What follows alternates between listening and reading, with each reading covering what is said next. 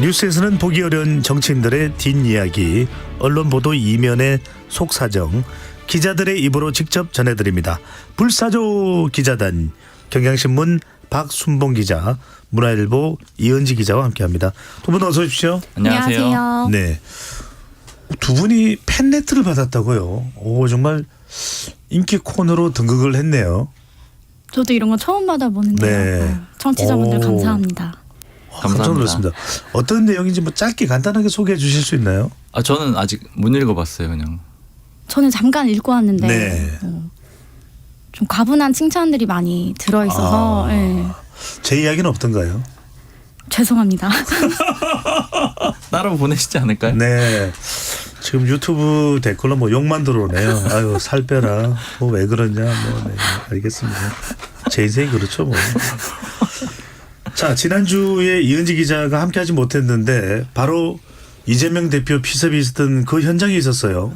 네, 맞습니다. 네. 제가 이제 신년 일정이라서 조금 오랜만에 현장 취재를 한번 나갔는데 신년부터 이런 일이 발생해서 굉장히 안타까웠는데요. 네. 좀 기존에 보도가 안 됐던 것 중에서 이은지 기자가 현장에서 좀 생각나거나 취재에 또 시안에 들어온 뭐 뉴스가 있을까요? 일단 이제 가족도 방문 일정이 원래 오전 10시였는데 기자단 버스가 9시 반에 현장에 도착했었어요. 근데 그때도 그 피습 피의자가 이미 도착을 해 있었고 워낙 눈에 띄더라고요. 이제 파란 왕관 머리띠를 쓰고 있었기 때문에. 그 사건이 일어나기 전에도 이은지 기자 눈에는 보였나요, 그 사람이요? 저희 기자들 모두가 이제 파란색 왕관 머리띠를 쓰고 있어서 네. 좀 눈에 띄어 있었고요. 그래서 뭐 아시다시피 10시 25분쯤에 이제 네. 대표님 사인해 주세요 하고 다가오길래 기자들도 그냥 백브리핑을 하던 중이었기 때문에 크게 이렇게 경계 의식을 느끼지 못했는데 눈에 뜨였고 경계심을 품지 않았다. 네, 그런데 갑자기 이제 뛰어들어가지고 순간적으로 이제 충돌이 된 거잖아요. 네. 처음에 현장에서 기자들은 대체 뭐 흉기가 뭐냐, 이제 뭐 볼펜으로 찌른 거냐 뭐냐. 근데 이제 경찰에 연행이 되면서 이제 흉기가 발견이 돼서 근데 그때 당시에도 기자들이 봤을 때 이게 과도나 식칼이라든지 요리를 할 때 쓰는 칼로는 보이지 않았어요. 좀 처음 보는 모습의 칼이었고 15cm 정도 굉장히 길었거든요. 네. 근데 경찰 조사 결과도 이제 등산도로 밝혀졌는데 등산용 칼로 수사 결과는 밝혀졌습니다. 네. 그리고 좀 일각에서 뭐 가짜 뉴스들도 많이 퍼지고 있는 걸로 아는데요. 대표가 쓰러졌을 때 실제 상황이 좀 심각했어요. 뭐 피도 안 나지 않았느냐 이런 댓글들도 좀 봤는데 굉장히 피가 많이 났고요. 흰 와이셔츠랑 넥타이까지 피가 상당히 많이 번져 있었고 예. 땅에도 혈흔이 좀 떨어진 상태였고요. 처음에는 이제 휴지로 지혈을 했는데 이게 지혈이 잘 안 되는 거예요. 그래서 이제 한민수 대변인이 이제 손수건으로 한민수 대변인입니다. 대변인의 이제 네. 손수건으로 이제 지혈을 했는데 그 역시나 다 젖을 정도로 피가 많이 나는 상황이었고요. 현장에서도 다행히 동맥은 안 건드렸구나 했던 게 피가 솟구친 게 아니고 이제 흘러가지고 정맥 쪽까지만 이제 겨눴나 보다 이렇게 좀 했고요. 그리고 좀 지금 유튜브 상에서도 피습 당시 상황을 찍은 영상들이 좀 돌아다니고 있는 걸로 아는데 네. 막상 피습이 된 이후에 이제 이 대표가 쓰러졌을 때는 서울 경찰들이 사진이나 영상을 찍지 못하게 검정색 우산으로 좀 이렇게 둘러쌌어요. 네. 어떤 보존이나 아니면 좀 그런 모습들이 찍히면 안 되기 때문에 굉장히 급박한 상황이었다는 걸 좀 말씀드리고 싶습니다. 저는 아주 간략하게 소개를 해줄 줄 알았는데 이렇게 그냥 세세하게 역시 취재 현장에 그 사고의 현장에 함께 있었다는 것 자체가 고스란히 그 장면이 연상되듯이 잘 설명을 들어주셨습니다. 자, 어쨌거나 지금 민주당으로 가보겠습니다. 원칙과 상식, 이재명 대표의 응답이 없으면 탈당하겠다 이렇게 밝혔습니다. 조홍천 의원은 뭐 내일 기자회견도 예고한 것으로 보였는데 4명이 다 한다는 이야기입니까? 원칙과 상식에 4명의 의원이 있는데 조홍천 의원이 먼저 탈당한다는 이야기입니까? 일단 공동으로 움직이겠다라고 명확하게 얘기를 했거든요. 그래서 탈당까지는 좀 명확해 보입니다. 해석을 해보자면은. 그러니까 같이 탈당을 하겠다라고 하는 거고 원칙과 상식 쪽에서 공지가 나왔는데 내일 오전에 기자회견도 일정도 잡아놓은 상태거든요. 지금 이제 상황들을 보면은 최후 통첩을 한 거죠. 원래 최후 통첩을 예고를 했었잖아요. 근데 이재명 대표가 피습을 당하면서 그 일정이 연기됐다가 이제 그 일정을 더 미룰 수 없다라고 보고 오늘 최후 통첩을 한 거고요. 사실 원칙과 상식 쪽에서도 이재명 대표가 그 자신들의 요구를 수용하지 않을 거라고는 이미 생각을 하고 있어요. 그러니까 이재명 대표의 사퇴를 전제로 한 통합 비상대책위원회 전환을 요구를 하고 있는 거잖아요. 근데 그걸 수용하지 않을 거라고 보고 있기 때문에 내일 예정대로 좀 탈당을 할 것 같고요. 네. 탈당까지는 공동 행동인데 그 이후의 행보 어느 쪽으로 신당으로 가는지 여부, 무소속일지 여부, 출마 불출마일지 여부 함께 뭔가 공통적으로 논의가 된 게 있습니까? 그 부분까지는 아직은 좀 정리가 안 된 것 같아요. 물론 이제 명시적으로 얘기를 안 하고 있는데 탈당까지 같이 한다. 여기까지는 명확하고 그 다음 행보에 대해서는 뭐 누군가는 불출마하거나 출마할 수도 있고 또 어느 신당으로 가고 이런 것들도 조금 다를 수 있을 것 같거든요. 근데 다만 이제 내부에서 일부 의원들은 좀 같이 가자라고 계속 좀 독려를 하는 것 같아요. 그러니까 네. 가더라도 4명이 동시에 움직여야 된다 이렇게 주장하는 쪽들이 있고 그다음에 개개인별로 좀 고민되는 지점들은 다 다른 것 같거든요. 왜냐면 뭐 예를 들자면 윤영찬 의원 같은 경우에는 이낙연 전 대표랑 가깝잖아요. 그러니까 이낙연 신당이 지금 뭐 곧 나올 거잖아요. 11일 날 이낙연 전 대표도 모레 그러니까 탈당을 할 거고 그다음에 신당 창당을 준비를 할 텐데 이 경우에 어디로 가야 되느냐. 그러니까 원칙과 상식이 따로 움직여야 되느냐 아니면 이낙연 신당이랑 같이 가야 되느냐 이런 것들 고민이 있을 수가 있잖아요. 그래서 개개인들이 처한 상황들이 있어가지고 그 부분은 좀 다른 걸로 보이고요. 그래서 이런 것들이 아주 유동적이라고 보이는 게 오늘 국회의원회 간 상황이 아주 좀 상징적이었어요. 왜냐면 양양자 의원 저기 이제 신당의 대표잖아요. 그 양양자 신당의 대표인 양양자 의원이 그 출판 기념회를 했습니다. 근데 여기에 이준석 전 대표도 오고 이낙연 전 대표도 오고 그다음에 금태섭 대표도 오고 류호정 의원도 오고 다 왔고요. 네. 그리고 같은 시간에 조응천 의원이 또 출판 기념회를 했거든요. 의원회관에서 그 옆에 이제 그 다른 공간에서요. 근데 거기에도 또 이낙연 전 대표랑 이준석 전 대표가 다 함께 찾아갔어요. 끝나고 나서. 그러니까 이 광경들 자체가 비유를 하자면은 이제 신당들이 혹은 뭐 신당을 준비하는 사람들 이제 매물로 치자면 굉장히 많이 나와 있는 상태잖아요.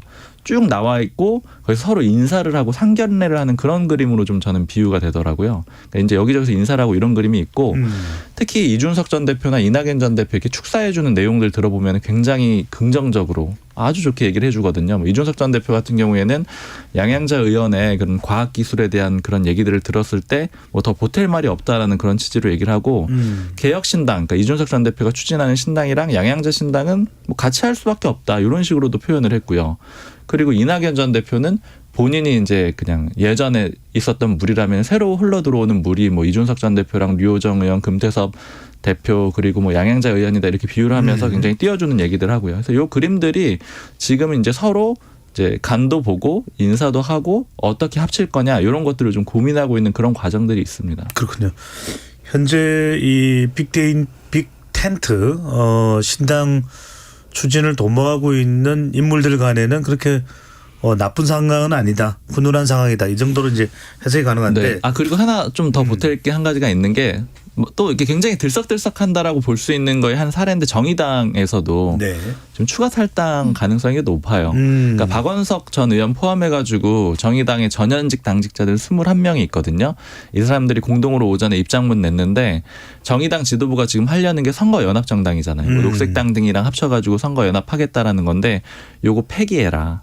그다음에 제3정당 대한정당으로 가자 이렇게 얘기를 하고 있거든요. 그러니까 이게 예전에 그 세 번째 권력하고 입장이 좀 비슷합니다. 그 세 번째 권력이 류호정 의원이 있었던 그 집단이거든요. 정의당 내에서.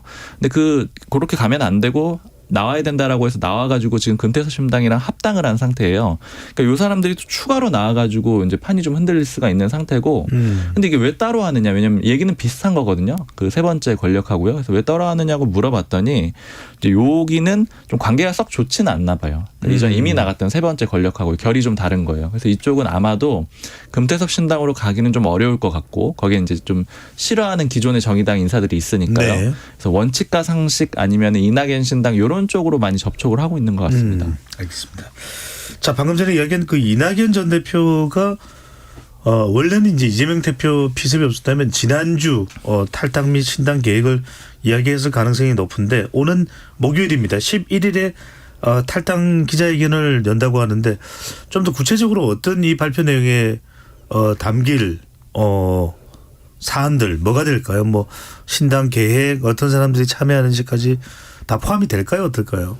그게 다 포함되는지에 대해서는 아직 이틀 정도 시간이 남았기 때문에 좀 구체화되긴 아직 어려운데요.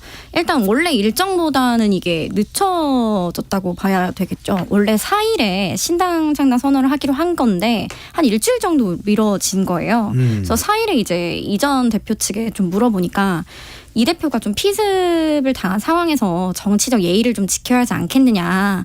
다만 더 늦어지진 않을 거라는 말을 하더라고요. 이 대표가 다 회복이 되지 않더라도 좀 그것과는 별개로 우리의 타임테이블을 너무 늦출 수 없다. 그래서 지금 물밑으로 뭐 당원 모집이라든지 신당 창당 작업은 계속 할 거다라고 이야기를 했는데요. 이제 정치권에서는 생각보다 뭐 이 대표 사건과 무관하게 좀 신당 창당 움직임을 좀 빨리 재개했다는 평가가 나오는데 이건 다시 말해서 조금 시간이 많지 않다는 의미로도 해석할 수 있거든요. 이제 이전 대표의 구상은 빅텐트거든요. 그래서 신당 창당 이후에 뭐 이준석 전 대표든 뭐 금태섭 대표든 뭐 다른 정당과의 3지대 연합 논의를 해야 되기 때문에 그 논의까지 생각을 하면 총선까지 남은 시간이 많지 않다고 판단을 한 것 같습니다. 네. 궁금해지는 건 또 이제 원칙과 상식의 윤영찬 의원은 이낙연 전 대표 상당히 또 가까운 관계를 하셨는데 그 외에 김종민, 이원욱 또는 조홍천 또 다른 누군가가 이낙연 신당에 참여할 가능성이 있을까요?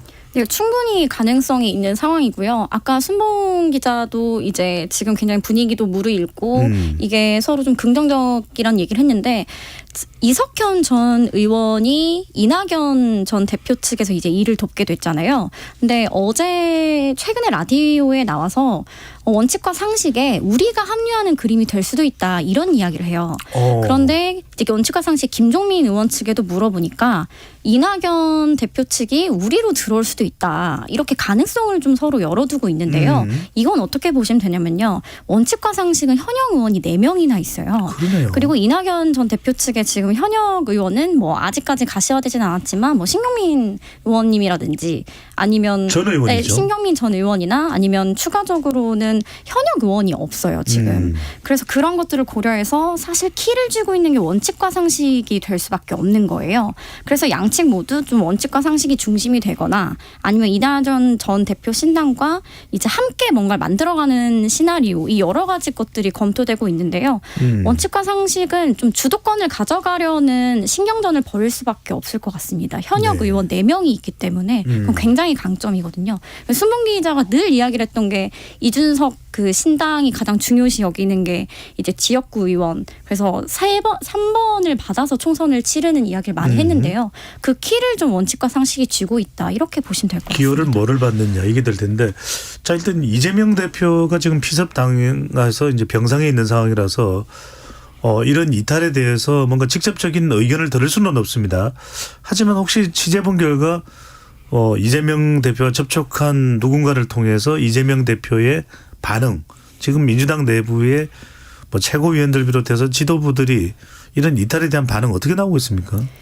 일단 홍익표 원내대표가 굉장히 물밑에서 이 원칙과 상식 의원들을 만나서 설득 중이라고 알고 있고요. 지도부는 물론이고 원칙과 상식 의원 4명과 개인적으로 친분이 있는 친 이재명계 의원들도 좀 물밑으로 많이 좀 설득 작업을 하고 있는 것으로 알고 있습니다. 네. 다만 그래서 오늘 좀 당대표실 측에 좀 공개적으로 이 대표 상황이 지금 좋지는 않지만 뭐 이 대표 측근들이라든지 좀 공개적으로 만류하는 메시지가 나올 가능성은 없냐라고 했더니 그것은 가능성이 없다. 그래서 왜 그러냐 했더니 공전이라는 거예요. 왜냐하면 만약에 공개적으로 좀 신당 탈당 안 했으면 좋겠다라고 원칙과 상식 측에 입장을 내면 그쪽에서 돌아오는 답변은 그럼 이 대표 사퇴해라. 통합 비대위로 가자. 이렇게 되는 거고 자기들은 받을 수 없다는 거예요.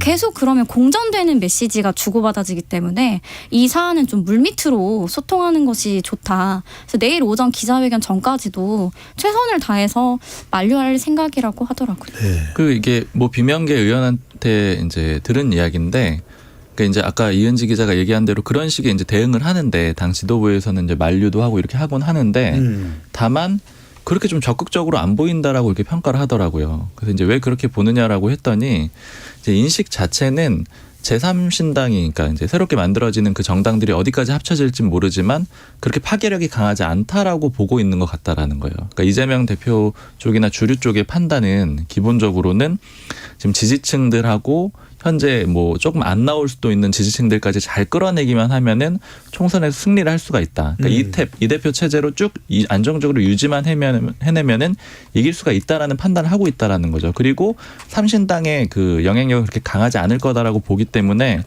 그냥 태도를 보여주는 건데 이게 지난주에도 제가 한번 언급을 드렸던 것 같은데 그 다른 유권자들한테 태도를 보여주는 거라는 거예요. 네. 그러니까 이낙연 전 대표도 이재명 대표가 만나서 설득을 하는 태도를 보여주고 그러니까 우리는 이렇게 만류를 했다. 그리고 예를 들어 원칙과 상식도 나가지 마세요. 최대한 적극적으로 이렇게 노력을 하지만 실제 나가는 것까지는 별로 상관이 없다라는 거죠. 그 과정에서 보여주는 태도를 좀 중시하는 그런 전략으로도 볼 수가 있습니다. 자, 이번에는 또 다른 신당입니다. 바로 이준석 신당인데 자, 개혁신당이 당원 4만 명 가칭입니다. 모았다는 소식이 전해지고 있는데 우선 궁금한 건 이준석 신당에서는 이런 당원 모집 숫자가 늘어나고 있는 것도 실제로 당원 모집 숫자가 뭐 몇만 명이다, 몇만 명을 넘었다. 이게 뭐 어떤 의미입니까? 그만큼 총선의 영향력이 크다는 일일까요? 아니면은 아직까지 이 당원이라고는 하지만 또 국민의힘이나 민주당에 비하면 턱없이 부족한 당원 숫자거든요. 어떻게 보십니까? 이게 양가적인 평가가 있더라고요. 일단 첫 번째로 절대적인 기준으로 보면은 당원 숫자가 많은 건 아니에요. 그러니까 지금 뭐 10만을 넘은 건 아니잖아요. 뭐 4만 명, 5만 명 이렇게 얘기들을 하고 있는데 이제 뭐 예전에 제가 거기다 물어봤어요. 바른정당을 창당했던 인사들. 그러나 이제 개혁신당엔 참여하지 않고 있는 인사들이 있는데 예전에 그 유승민 전 의원하고 뭐 이준석 전 대표랑 같이 해서 바른정당을 만들었었죠. 그때 당시에 당원이 몇 명 정도 됐었냐 이렇게 물어봤는데 뭐 정확한 수치는 기억이 안 나지만 수십만 명이었다라는 거예요. 이게 왜 그러냐면은 당시 현역 의원들도 꽤 많았거든요. 그러니까 현역 의원들이 당원들을 데리고 오잖아요. 그래서 이제 훨씬 많았고 그러니까 수십만 아니면 그러니까 10만은 넘었다라는 거죠. 그렇기 때문에 이 숫자는 그렇게 보면은 그렇게 위협적인 숫자는 아니라는 거죠. 4만 명이면은 사실 이제 통상적으로 정확하지는 않지만 지역구에 보통 한 20만 명 정도의 유권자가 있다라고 보잖아요. 그러니까 국회의원들을 20만 명의 대표다 이런 식으로 보는데 4만 명을 다 동원한다고 하더라도 한 지역구에 모아가지고 이게 뭐 관계자의 표현입니다. 동원한다고 하더라도 한 지역구도 당선시키기 어려운 거 아니냐. 물론 이제 누군가를 떨어뜨릴 수는 있겠지만 그러니까 그렇게 많은 숫자는 아니라는 거예요. 근데 반대로 이런 해석도 있어요. 이게 온라인으로만 4만 명이 모인 거거든요. 그리고 지금 창당 준비위원회 단계에서 4만 명이 모인 거예요. 그러니까 그렇게 보자면 또 많을 수 있다라는 거죠. 온라인으로 순수하게. 그러니까 예전에는 의원들이 자기가 데리고 오는 그 당원들이 있잖아요. 그 사람들을 이제 일부러 받아가지고 오는 그 숫자들이 아니라 거기에는 왜냐하면 허수들도 좀 많이 있다라고 보거든요. 네. 그러니까 이렇게 좀 독려를 해가지고 종이 받아가지고 오는 거죠. 근데 그런 게 아니고 순수하게 자발적으로 온라인 4만 명 그리고 준비 과정에서 4만 명 이런 거는 의미가 있다. 이렇게 좀 상반된 평가가 있습니다. 네. 자, 계속해서 나오는 이야기는 바로 빅텐트입니다. 금태섭, 양양자, 또 이낙연, 이준석 이렇게 합해지면 굉장히 이 큰 파괴력과 영향력이 이제 생길 것으로 그렇게 추정을 하고 있는데 결국 중요한 것은 빅텐트로 모일 수 있느냐 없느냐입니다. 대체로 취재를 해보면 어떻습니까? 아직은 정말 뭐 모르겠는데 그래도 가능성은 열려는 있어요. 왜냐하면 시나리오들을 제가 굉장히 다양한 얘기들을 많이 듣거든요. 그러니까 왜냐하면 요 좀 예를 들면 야권에서 짜는 시나리오가 있고 여권에서 짜는 시나리오들이 있어요. 그러니까 나와 있는 그룹들이죠. 근데 이제 크게 두 가지 좀 말씀드리면 이 시나리오들을 얘기를 들어보면 그럴 듯한 것들이 있거든요. 이제 가장 첫 번째로 제가 들은 것 중에 인상적인 거는 이건 야권에서 나오는 시나리오인데 가치 플랫폼을 만들어 가지고 그 안에서 그 아래서 빨간색이든 파란색이든 다 모이도록 하자 이런 주장들을 해요. 이게 어떤 얘기냐면은 지금 예를 들면 뭐 이낙연 전 대표, 이준석 전 대표, 뭐 양양자 대표 뭐 사람들이 굉장히 많잖아요. 근데 한 사람의 이름을 앞에 내세우거나 뭐 두 명의 이름을 내세우게 되면은 분명히 분란이 있을 수 있다라는 거예요. 그러니까 예를 들어 이준석 전 대표, 이낙연 전 대표의 신당이다. 둘이 합쳐서 만든다라고 하면은 힘싸움이 벌어질 수밖에 없고 그다음에 이 당의 색깔은 뭐냐 이런 논쟁이 벌어질 수밖에 없다라는 거죠. 그리고 가장 근본적으로는 이준석 전 대표랑 이낙연 전 대표가 결이 맞아? 이런 얘기들을 많이 하는 거잖아요. 그래서 이제 그렇게 뭉치면 안 되고 구체적인 예를 들었는데 AI를 활용을 해가지고 그 가치를 그 정치 가치를 일단 도출을 해낸 다음에 그러니까 국민들이 원하는 어떤 게 정치의 모양이냐 이런 걸 도출해낸 다음에 그걸 기치로 내세우고 그 아래서 다 뭉치자. 요 그림이 한 가지가 있고요. 그게 가능할까요? 그러니까 가령 이제 당의 이 또 각자 추구하는 정치 이념보다는 더 높이 있는 가령 뭐 헌법을 다시 재구성하는 개헌이라든지 또는 다른 저 높은 어떤 이념 가치 추구 그런 것인데 그게 지지층들도 함께 따라갈 수가 있을까요? 그거는 좀 더 보기는 봐야 될 것 같아요. 그러니까 이게 어쨌든 명분 아래로 놓고 뭐 예를 들자면 뭐 당내 민주주의 이런 문제에 대해서는 대체로 합의나 가능할 수도 있겠죠. 이 그룹들이. 그러니까 뭐 그런 것들을 놓고 이제 고아래 뭉치자 이런 이론이 한 가지가 있고 네. 또 하나는 명분을 버려야 된다 이런 얘기를 하는 사람이 있더라고요. 그러니까 지금 명분상으로 보자면 뭐 이낙연 전 대표나 이준석 전 대표 좀 모두 마땅치가 않다라는 거예요. 근데 명분을 버리고 그냥 실리적으로 총선에서 좀 거대 양당의 문제가 너무 많으니까 여기에다 견제할 수 있는 의석수를 주세요. 우리는 일단은 총선까지 치러가지고 견제를 하고 그 다음에 이 당이 존속할지 안 할지는 추후에 논의를 하겠습니다. 그래서 일종의 연대 형태로 가자라는 거죠.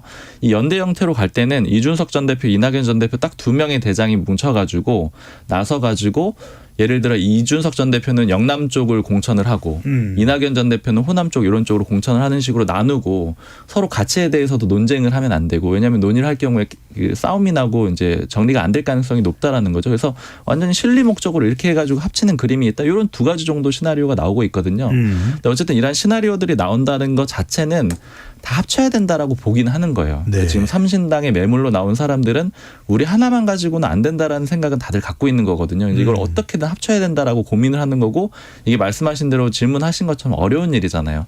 그러니까 이런저런 노력들을 하고 있는 단계라고 보면 될 것 같습니다. 빅텐트 이야기는 나오는데 다들 궁금해하는 부분은 과연 가능할까? 과연 합칠 수 있을까? 또 지지하는 사람들은 따라갈 건데 자, 여하튼 앞으로 90여일 남은 향후 총선에서 중요한 건 민주당으로 봐서는 이재명 대표가 언제쯤 당무복귀를 할 거냐. 언제로 예상되고 있습니까? 일단 뭐 예상은 천차만별이어서요. 네. 일단 지난주 금요일에 이제 민주당 지도부 중에 이제 한 의원에게 물어보니까 좀 지금 산적한 현안이 많잖아요. 특히나 선거법 개정을 1월 말 안쪽까지는 민주당은 어떻게든 마무리를 지으려고 생각을 하고 있다고 해요. 그래서 그것 때문에라도 이 대표가 좀 선거제를 빨리 처리하고 싶어 한다. 그래서 복귀를 좀 서두르고 싶어 한다고 들었다라고 이야기를 하더라고요. 그런데 오늘 좀 대표실에 물어보니 이 대표가 지금 상황에서 내가 복귀를 굉장히 뭐 빨리 하고 싶다든지 이런 의중을 직접적으로 드러낸 적은 없다고 해요. 지금은 좀 안정을 취해야 돼서 뭐 의원 면회도 거의 자제하고 있고 뭐 천준호 비서실장 정도가 이제 꼭 필요한 사항만 이렇게 문자로 보고하고 이런 형태라고 해요. 지금 일반 병실로 옮겼음에도 면회를 허용하지 않는 단계거든요. 그래서 이제 당대표실에서는 뭐 최대 2주까지도 입원할 수 있다 이렇게 좀 내다보던데 이게 당무복귀가 생각보다는 늦어질 수도 있다 이런 관측에 좀 더 무게가 실리는 것 같아요. 이현지 기자가 지금 2주 이야기를 하면은 적어도 한 2주 내로는 당무복귀할 가능성이 없고 또 병문안도 지금 마다하고 있는 상황이라면 한동훈 비대위원장이 설명절 연휴 전에 이재명 대표를 방문할 수 있느냐 이것도 하나의 또 관심사가 될 수 있겠네요. 그렇죠. 근데 설 명절이 2월이기 때문에 아마 1월 다음 그러니까 2주라고 하면 다음 주 정도까지거든요. 네, 이번이 네네. 그럼 그 다다음 주 정도에는 사고를 당한 날로부터. 복귀를 하지 네. 않을까 싶습니다. 아 그렇군요. 그러면은 적어도 1월 중에는 1월 네. 내에는 이재명 대표가 당무복귀할 가능성이 상당히 그렇습니다. 높다. 혹시 지금 이재명 대표가 이상민 의원이 국민의힘 입당한 거에 대해서도 뭐 혹시 취재를 해보니까 반응이나 또는 누군가를 통해서 반응 나온 게 있을까요? 민주당 반응이 뭐 어떻습니까? 일단 지금 현재까지 이재명 대표의 뭐 입을 빌려서 나온 반응은 전혀 없고요. 그래서 안 그래도 언제쯤 입장을 좀 밝힐 거냐. 그래도 좀 병상에 있는 기간이 길어지는데 서면으로라도 어떠한 입장을 밝힐 수 있지 않느냐고 했는데 지금 조금 그런 상황이 아니라고 하고요. 아직 그래서 이번 주에 사실 중요 이벤트가 많잖아요. 뭐 이상민 의원도 국민의힘에 입당을 했고 그다음에 이낙연 전 대표가 신당 창당 선언을 하고 원칙과 상식 의원들도 내일 탈당을 하게 되는데 네. 오히려 좀 이번 주가 격변의 시기이기 때문에 이럴 때일수록 사실 대표가 공식적인 메시지를 내기도 좀 부담스러운 상황인 것 같아요. 그래서 좀 안 나오는 쪽에 무게를 두고 있습니다. 네, 그러니까 저도 얘기 들어보니까 지금 이재명 대표가 천준호 비서실장한테만 대면도 아니고요. 그러니까 문자 보고 정도만 받는다라고 하거든요. 아, 대면은 누구든 간에 가족들만 하고 힘든 있고요. 상황이군요. 네, 대면은 그리고 그 측근들도 저기 이제 병실에서 아주 가까이 가는 건 아니고 이제 병실 입구 정도에서 그냥 대표 보고 요런 정도인가 봐요. 그러니까 가서 대면에서 뭘 보고하고 얘기하고 이런 정도는 아니거든요. 그래서 이재명 대표의 입으로 어떤 얘기들이 나오는 건 없다라고 지금 보시면 되고, 그리고 이제 한 가지 좀 주목이 되는 것들이 있어요. 그러니까 이상민 의원의 그 탈당 및 국민의힘 입당 이런 상황에 대해서도 네. 아까 그 기조랑 좀 비슷합니다. 그냥 이상민 의원이 나가지 않도록 최대한 노력을 하는 그 태도를 보이는 것까지는 하지만 이상민 의원 되돌릴 수 있다라고 보지는 않았거든요. 그냥 그런 상황에 대해서 크게 이제 반응이 없는 거고요. 그리고 이제 제가 요 좀 기준점으로 보는 게 그 당 지도부 쪽에 처음에 이제 얘기를 들었던 게 선거법 개정이라던가 아니면 예전에 뭐 비명계 의원들 징계 문제라든가 이런 것들이 여러 가지로 있었잖아요. 그런 얘기들을 물어보면은 탈당할 수 있는 명분을 안 줄 거다. 이런 얘기들을 많이 했거든요. 그러니까 이 얘기는 지금 연동형 비례대표제 유지해야 된다라고 이낙연 전 대표도 요구하고 비명계들도 요구하잖아요. 근데 만약에 예를 들어 이재명 대표가 지금 결정된 건 아니지만 뭐 병립형으로 돌아갈 거야 이렇게 딱 얘기를 해버리면은 그걸 근거로 들어가지고 아니 어떻게 그럴 수가 있느냐라고 하면서 이제 비명계에서 이걸 근거로 탈당을 하고 이런 명분을 안 주려고 했다라는 거예요. 그래서 시점이 뒤로 많이 밀렸던 거죠. 그리고 징계 같은 것들도 마찬가지죠. 비명계 징계하게 되면은 아니 어떻게 이렇게 당내 민주주의를 파기하느냐라고 하면서 탈당을 할 거라고 봤던 거죠. 그래서 이제 명분을 안 줬던 건데 어제 보면 이현욱 의원에 대해서 윤리감찰단에서 감찰을 했다라는 네. 내용이 알려졌잖아요. 그리고 이게 확인이 가능한 내용이거든요. 그러니까 이 얘기는 뭐냐면은 이제 어느 정도는 다 탈당을 할 수밖에 없고 되돌릴 수도 없고 선을 넘어갔다. 그러니까 당 지도부 쪽에서도 단계가 넘어갔다라고 본다라는 거예요. 그러니까 이제는 뭐 징계 같은 것도 이뤄질 수가 있는 거고 이 선거법 개정에 대해서도 네. 입장이 좀 나올 수 있는 단계가 왔다라는 거죠. 그 연장선상에서 원칙과 상식이 지금 탈당이 예정돼 있는데 원칙과 상식의 의원들이든 비명계 의원들이든 또는 누구이든 간에 또 이상민 의원 외에 탈당 이후에 국민의힘으로 갈 가능성이 있는 현역 의원이 있을까요? 일단 저는 현재로서는 그런 생각을 가진 의원은 없는 것으로 알고 있고요. 물밑 논의는 모르지만 다만 이제 한동훈 위원장이 접촉하고 있는 건 아닌데 여권에서 네. 실제 야권 쪽 인사를 접촉하는 사례는 좀 있는 것 같더라고요. 그래요? 예를 들어서 뭐 김한길 위원장이 좀 오래 정치를 해왔고 네. 현재의 야권이죠. 이제 민주당 전신당에서 대표도 했었고 오래 몸을 담았기 때문에 민주당 전직 의원들에게 조금 뭐 의향을 묻거나 뭐 같이 해보지 않겠느냐 이 정도 접촉은 한다고 하는데요. 대부분 거절하고 있다고 합니다. 네, 전해진 내용으로. 네, 네. 그 원칙과 상식 의원들 가는 건 좀 어려울 것 같고요. 지금 기조상 보면. 근데 제가 국민의힘 쪽에 얘기 들어봤을 때는 접촉은 해본다라고 하더라고요. 그러니까 이상민 그래요? 의원 접촉하는 것도 마찬가지고 거기 조응천 의원 같은 경우에는 보수 정당에서 되게 탐내는 인물이에요. 특히 이준석 전 대표도 오늘 보면은 출판 기념회 가가지고 조응천 의원이 뭐 대구 출신인데 뭐 이러이러하다라고 쭉 얘기를 하거든요. 그러니까 조응천 의원이 대구 출신인데 민주당에 있는 인물이에요. 네. 그러니까 보수 신당에서도 굉장히 매력적인 거죠. 그러니까 그 영남 쪽에 공천하기도 좋고 또 데리고 왔다라는 의미도 있고 확장한다라는 의미도 있고 접촉을 한다라고 하고요.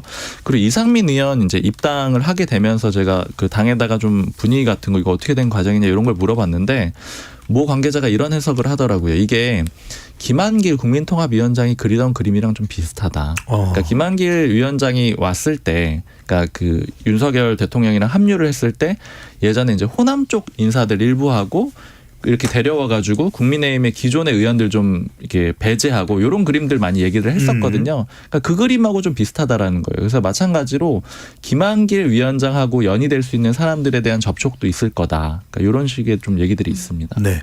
끝으로 이현지 기자한테 이거 하나 더 물어볼까요? 한동훈 위원장의 부산 방문 일정은 1박 2일입니다. 보통 뭐 대구 같은 경우에도 당일이었는데 다른 지역과는 다르게 부산 1박 2일.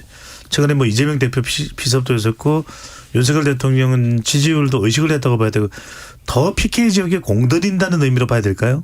네, 그렇게 보시면 될 것 같고요. 특히나 이제 부산 엑스포 유치를 좀 실패한 게 있기 때문에 정부 여당에서도 부산 민심을 좀 잡아야 된다. 네. 특히 이번 기회를 좀 계기로 그런 이야기들이 실제 나오고 있고요.